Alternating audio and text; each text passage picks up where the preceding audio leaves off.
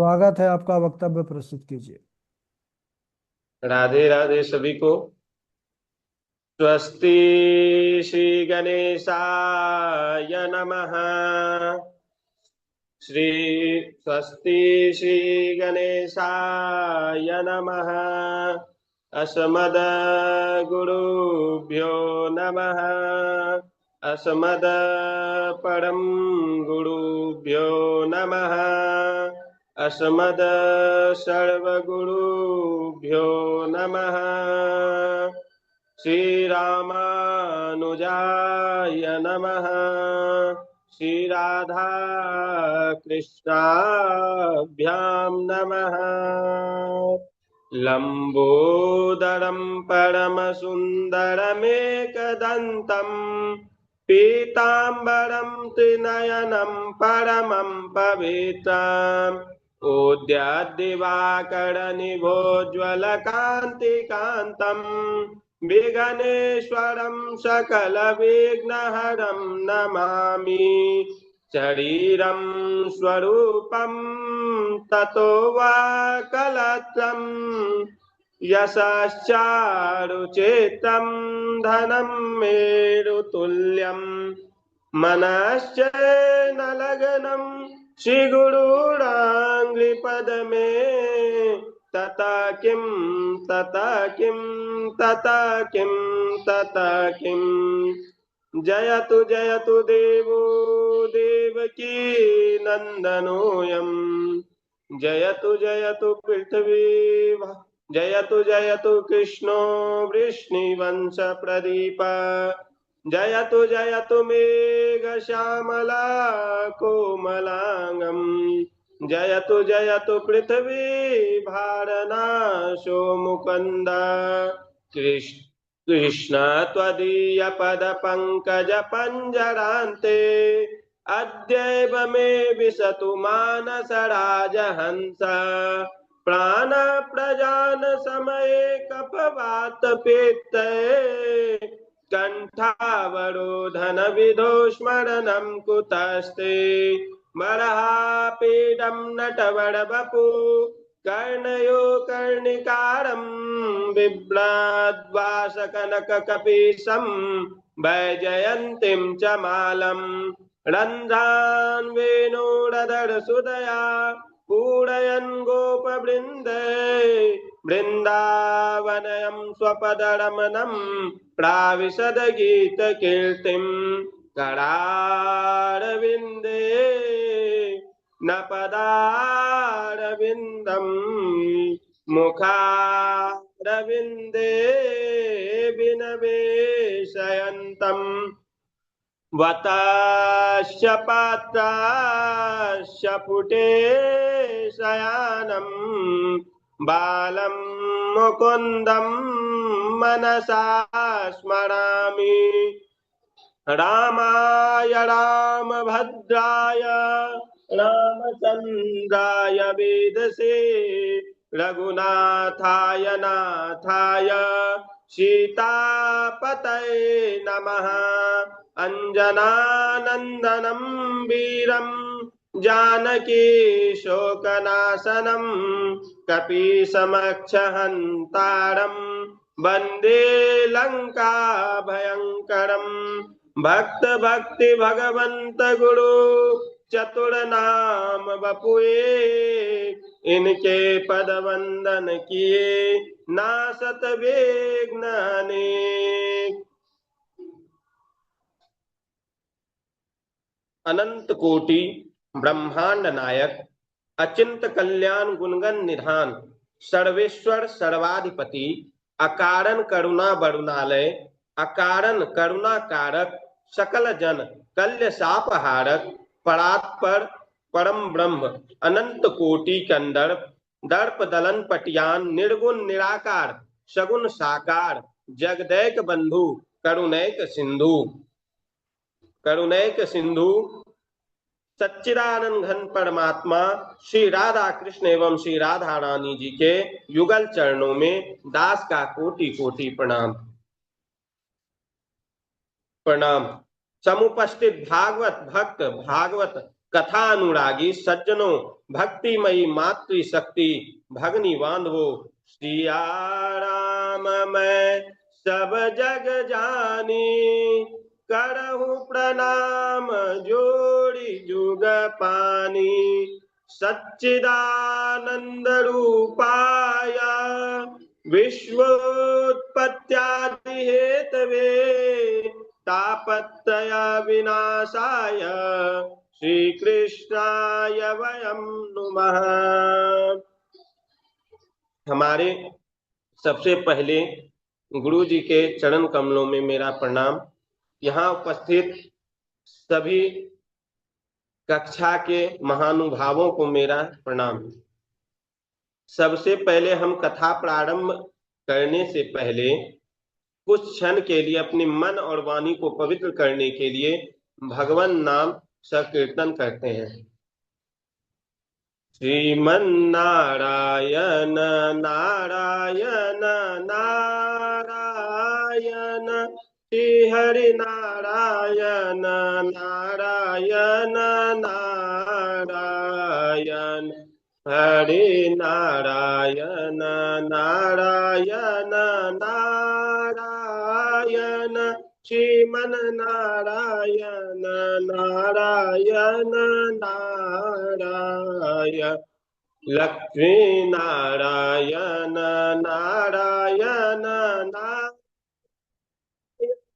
श्री हरि नारायण नारायण नारायण, श्री हरि नारायण नारायण नारायण, लक्ष्मी नारायण नारायण नारायण। बोल दे प्रेम से वृंदावन बिहारी लाल की जय, राधे कृष्ण बलदेव की जय। आज हम चतुर्थ स्कंद में प्रवेश करने जा रहे हैं। ब्रह्मा जी से लेकर चराचर जगत की जो स्थूल सृष्टि है उसे ही विसर्ग कहते हैं। चतुर्थ स्कंद को विसर्ग कहते हैं और ब्रह्मा जी से लेकर चराचर जगत में जितनी भी स्थूल सृष्टि है उसे विसर्ग कहते हैं। चतुर्थ स्कंद में 31 अध्याय में का वर्णन किया गया है। वह 4 पुरुषार्थ कौन कौन से हैं यहाँ पर हम समझेंगे। सर्वप्रथम दक्ष प्रजापति, यह जो है धर्म के पुरुषार्थ को दर्शाता है। दूसरे नंबर पे आता है ध्रुव चरित्र। ध्रुव चरित्र के माध्यम से अर्थ पुरुषार्थ को दर्शाया जाता है। तीसरा आता है पृथु चरित्र। पृथु चरित्र के माध्यम से काम पुरुषार्थ को दर्शाया जाता है। और सबसे अंतिम और सबसे उपयोगी आता है पुरंजन उपाख्यान, जिसके माध्यम से कल्याण को दर्शाता है, मोक्ष को दर्शाता है। यह जो है चतुर्थ स्कंद में हम इसी का श्रवण करेंगे। इसमें से पहला जो दक्ष प्रजापति है उनकी कथा का श्रवण आज हम करेंगे। नमोस्तु शतरूपायां तिष्ठ कन्याश्च जग्गिरे, आकुर्ते देवहूतिश्च प्रसूतिरिति विश्रुता। श्री मैत्रेय जी कहते हैं, विदुर जी, स्वयंभू मनु और माता शतरूपा की 3 कन्या हैं। कौन कौन से? आकृति, देवहूति, प्रसूति, यह 3 कन्या हैं। आकृति का विवाह जो है रुचि नाम के दक्ष प्रजापति से हुआ, जिससे कि यज्ञ नारायण भगवान का जन्म हुआ। बोलिए यज्ञ नारायण भगवान की जय। यज्ञ नारायण का विवाह जो है वह दक्षिणा देवी के साथ हुआ। इसलिए कहते हैं ना कि ब्राह्मणों को यज्ञ में भरपूर दक्षिणा देनी चाहिए। क्यों? क्योंकि बिना दक्षिणा के कोई भी यज्ञ पूर्ण नहीं होता है, क्योंकि यज्ञ नारायण की पत्नी का नाम ही दक्षिणा है। यज्ञ भगवान से 12 पुत्र हुए। कौन कौन से? तोष, प्रतोष, संतोष, इदम्पिष्ट आदि आदि 12 पुत्र हुए यज्ञ भगवान। और विदुर जी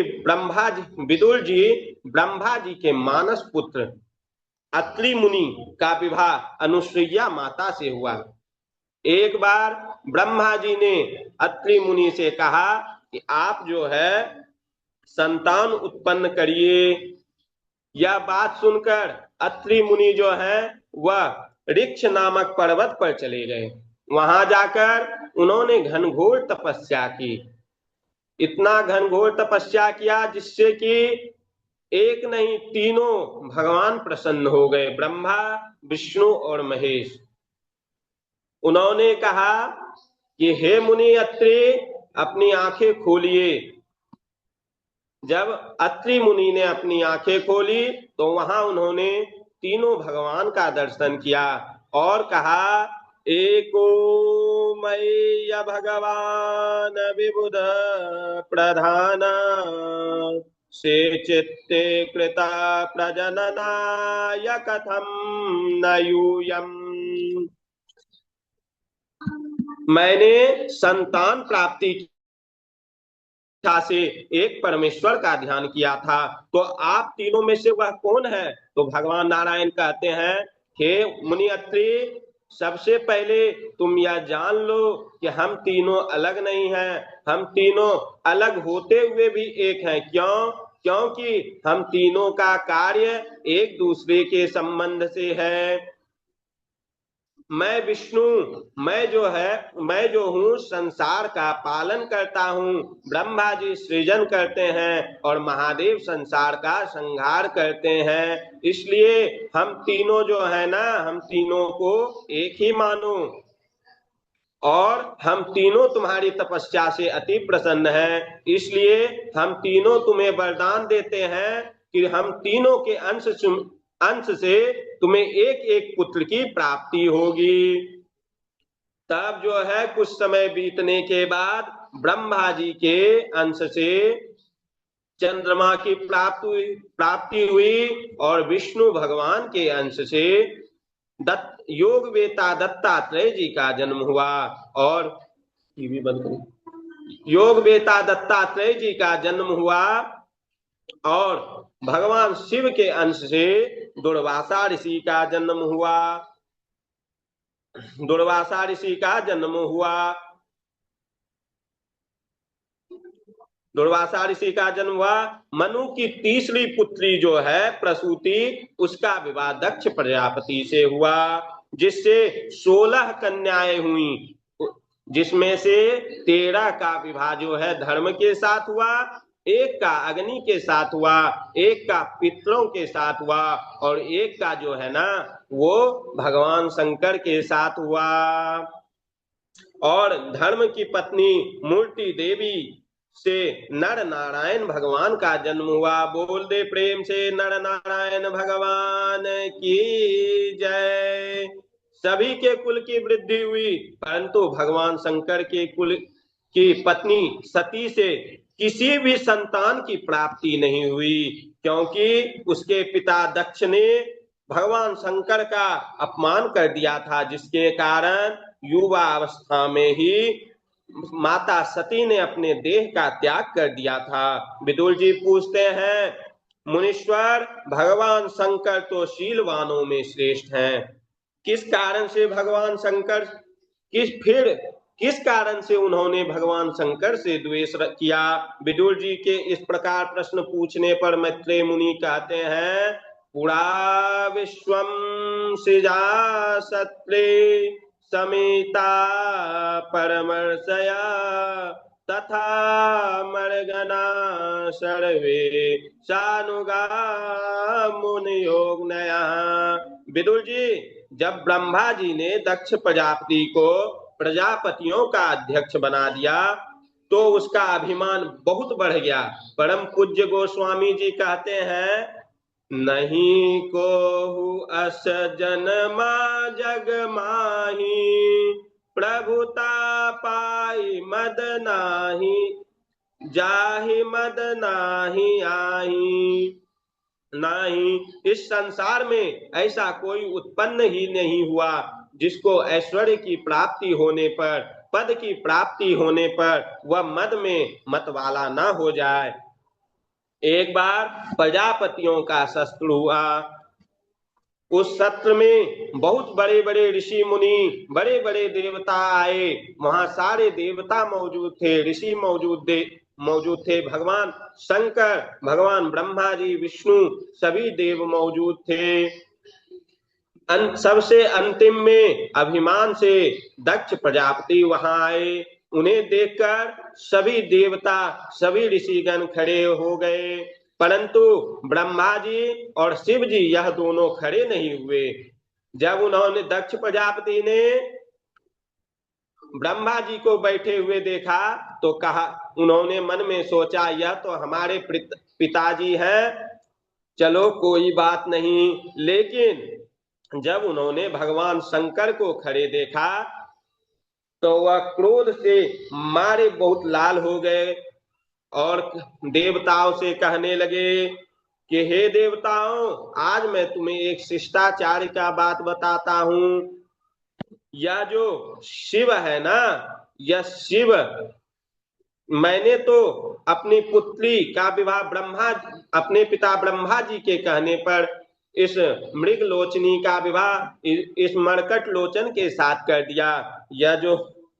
यह मेरे पुत्र के समान है, परंतु यह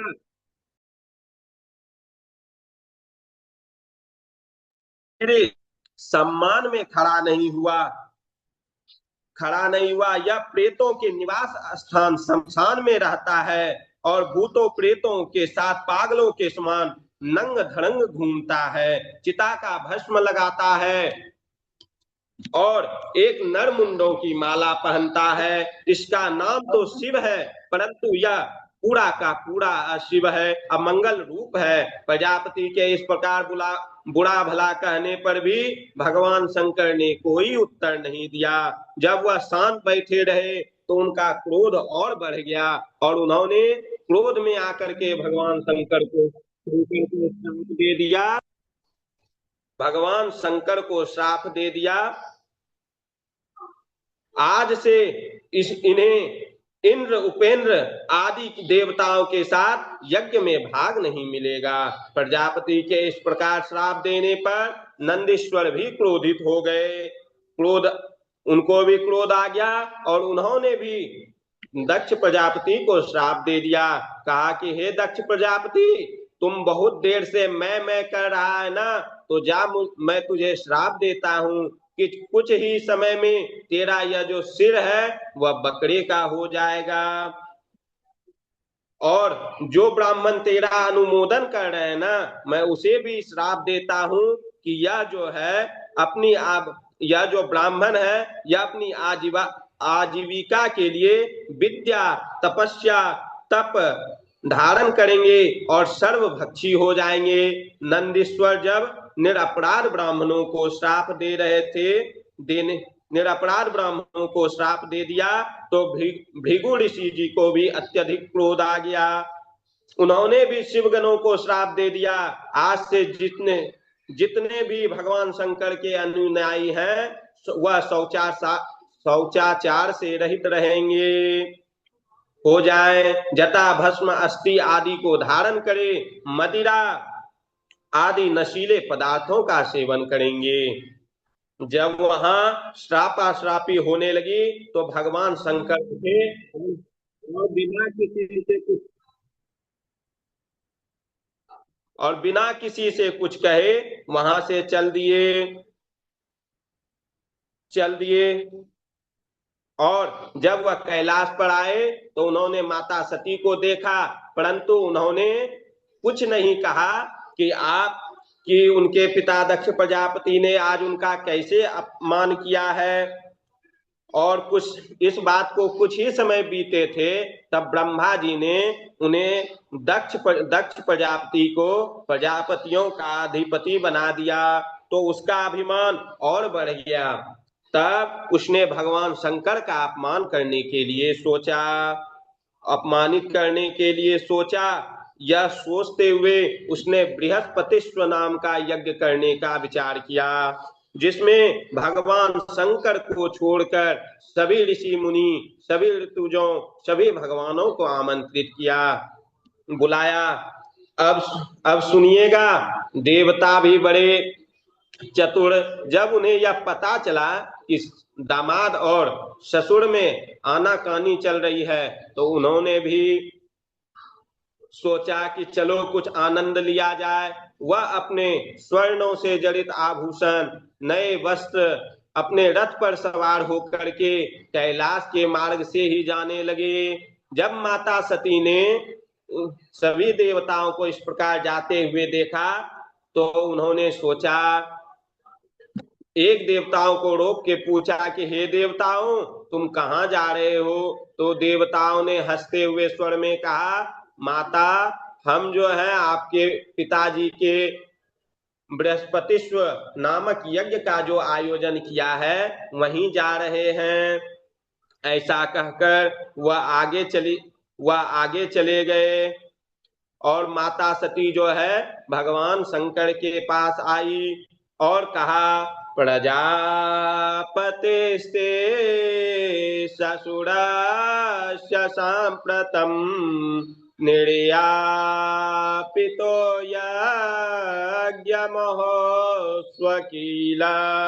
वयं च तत्राभिसराम वामते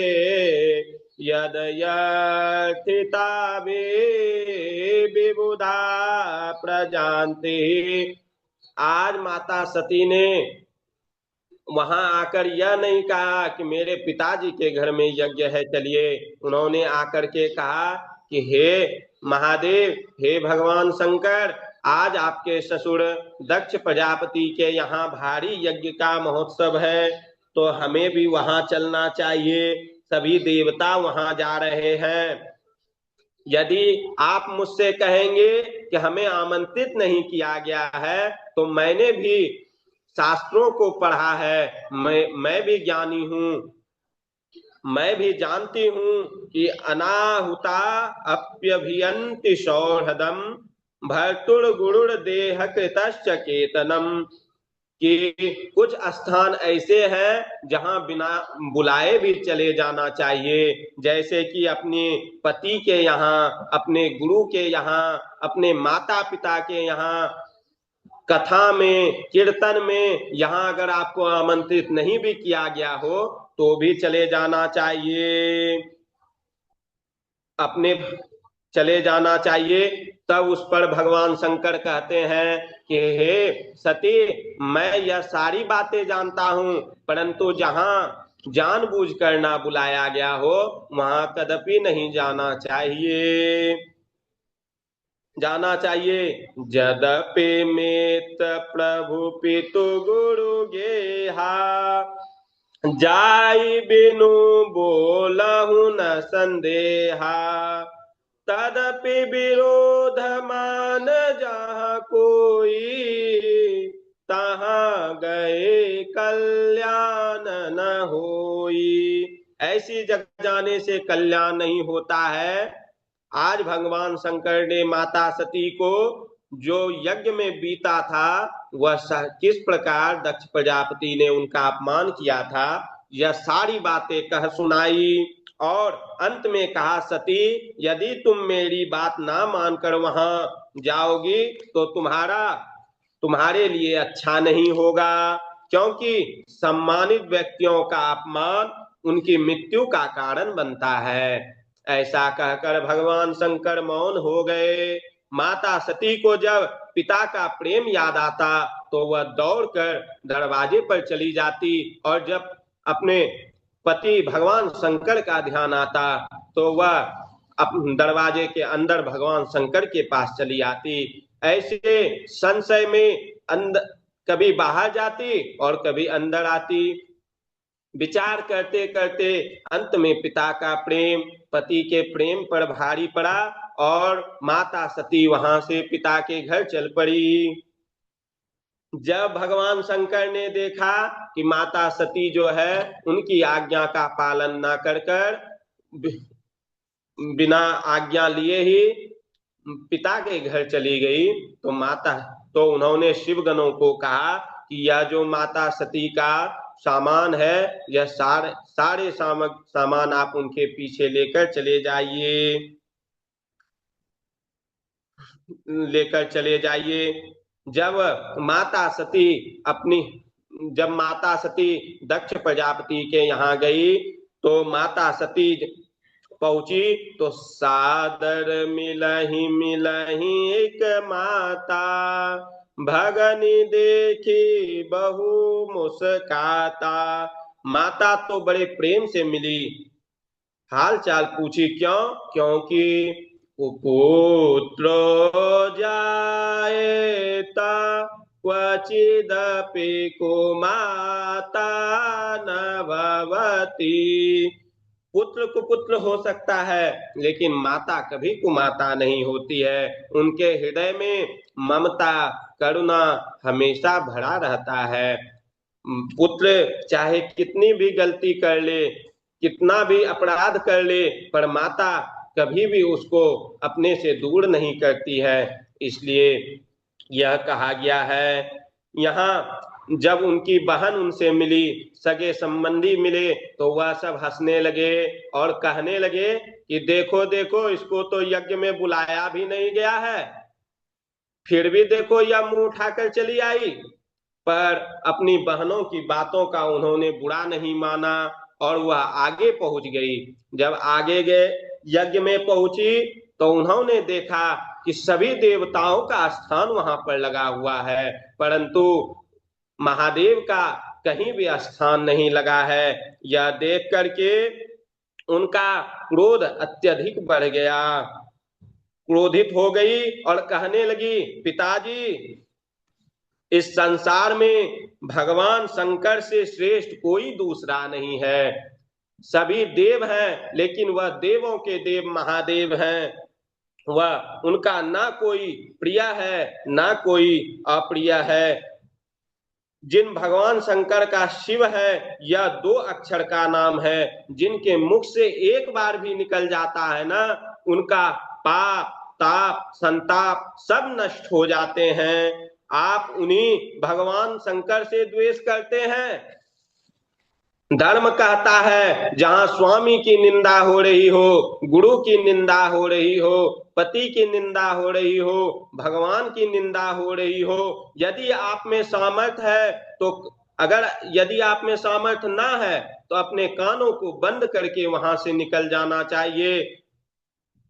यदि सामर्थ्य हो तो निंदा करने वाले की उसी क्षण जिह्वा काट लेनी चाहिए। संत प्रभु संत शंभु श्रीपति अपवादा, सुनिय जहां तहां जसी मर जादा, काटियता सुजीव सो बसाई, श्रवण मुंदी ना चलिया पढ़ाई। पिताजी, मैं आपकी जीवा तो नहीं काट सकती और ना ही यहाँ से अपने पति के घर जा सकती हूँ। क्यों? क्योंकि अगर उन्होंने कभी मजाक में विनोद में ही यदि कह दिया कि हे दक्ष नंदिनी, हे दक्ष कुमारी, मैं उसी समय जीते जी मृत्यु के समान मुझे अनुभव होगा। मैं आपसे किसी भी प्रकार का संबंध नहीं रखना चाहती, परंतु आपसे उत्पन्न इस देह को शरीर को भी त्याग दूंगी। ऐसा कहकर माता सती उत्तर की तरफ मुंह कर बैठ गई, भगवान शंकर का ध्यान किया और योग अग्नि से द्वारा अपने शरीर का त्याग कर दिया। सती के देह को त्याग को जब शिवगणों ने देखा तो यज्ञ को विध्वंस करने लगे। उस समय भृगु ऋषि ने अपहंत रक्ष आदि मंत्रों से यज्ञ में आहुति दी, जिससे जिससे रिभु नामक देवता प्रकट हो गए। उन्होंने जलती हुई लकड़ी से शिवगणों पर प्रहार किया, जिससे शिवगण भाग खड़े हुए। यहाँ जब देवर्षि नारद ने भगवान शंकर से सती के देह त्याग का समाचार सुनाया तो भगवान अत्यधिक क्रोधित हो गए और उन्होंने अपनी जटा से एक जटा को तोड़ा और पृथ्वी पर पटक दिया, जिससे कि एक बहुत बलशाली और सहस्त्र भुजाओं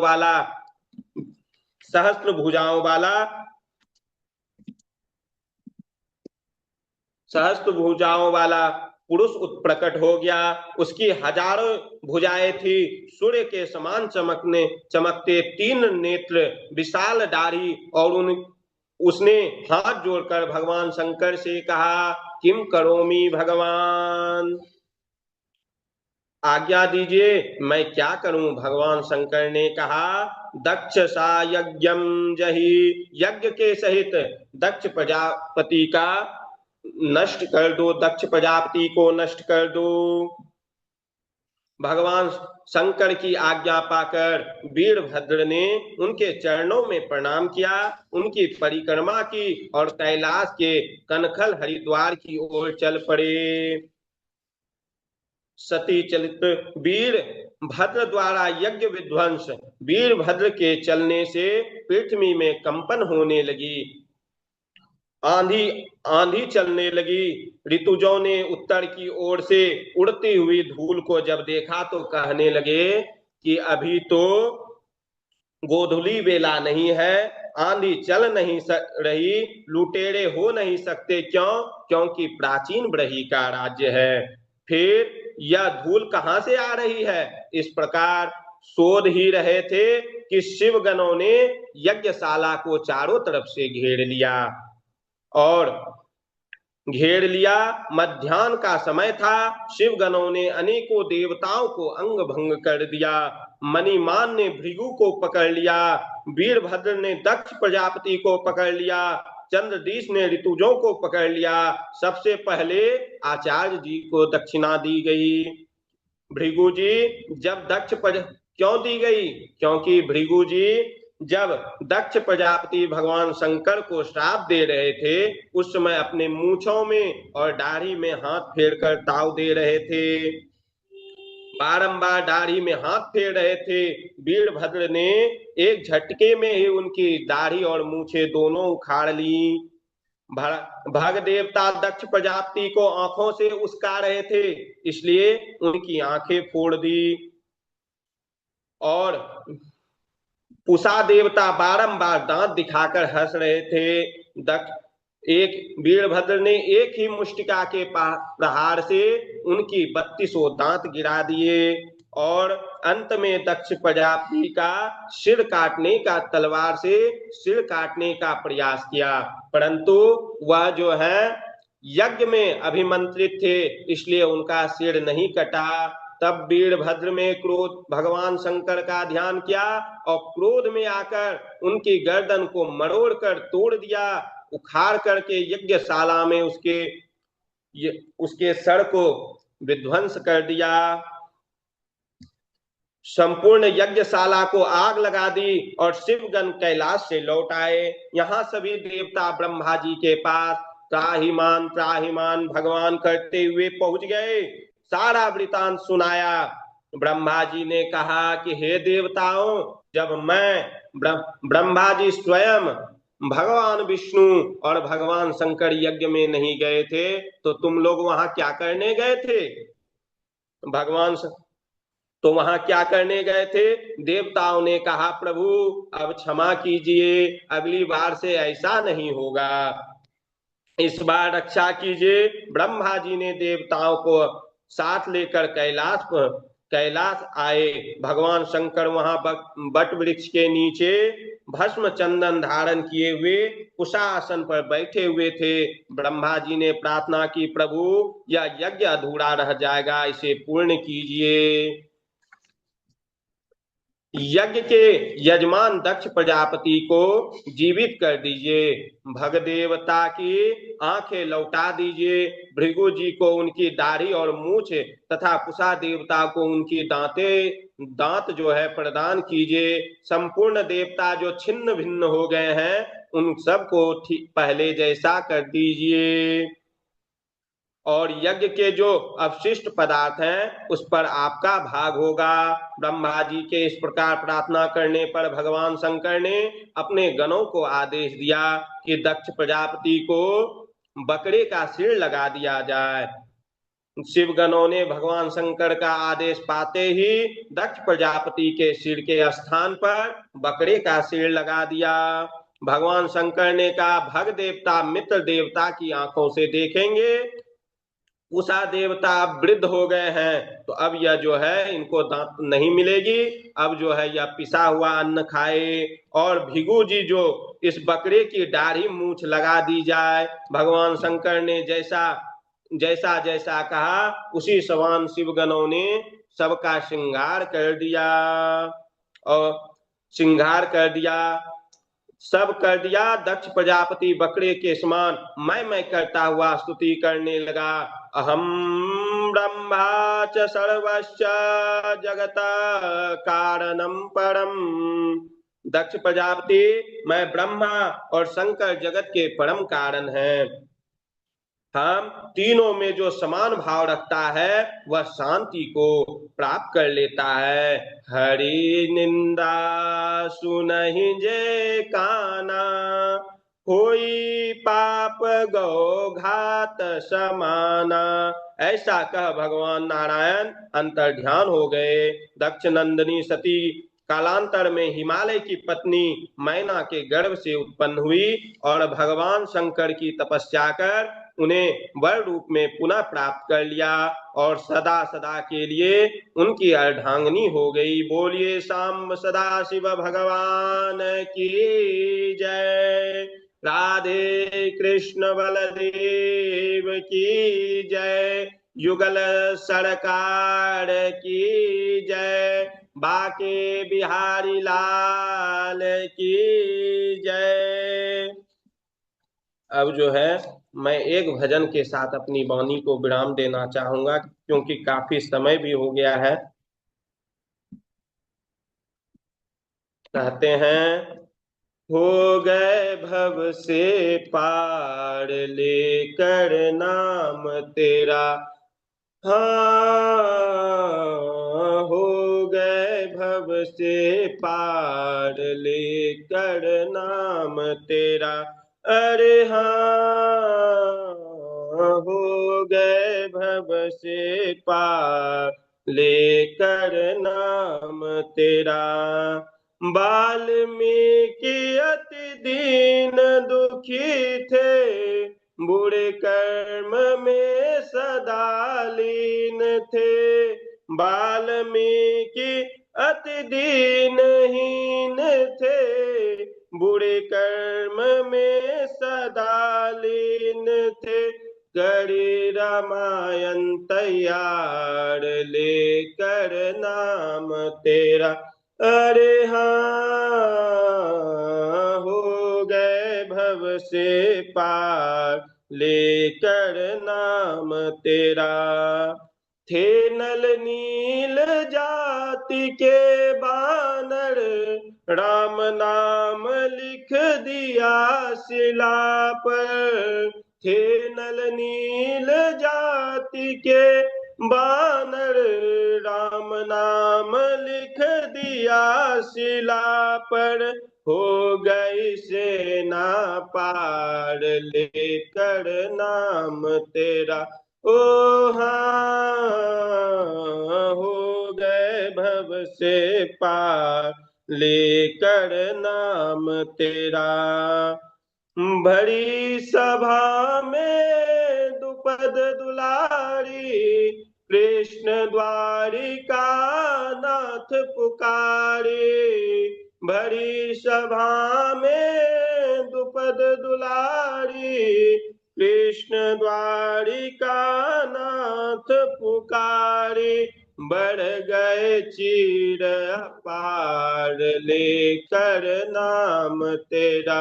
ओ हाँ हो गए भव से पार लेकर नाम तेरा। गज ने आधा नाम पुकारा, गरुड़ छोड़ कर उसे उबारा। गज ने आधा नाम पुकारा, गरुड़ छोड़ कर उसे उबारा। किया ग्राह संहार लेकर नाम तेरा।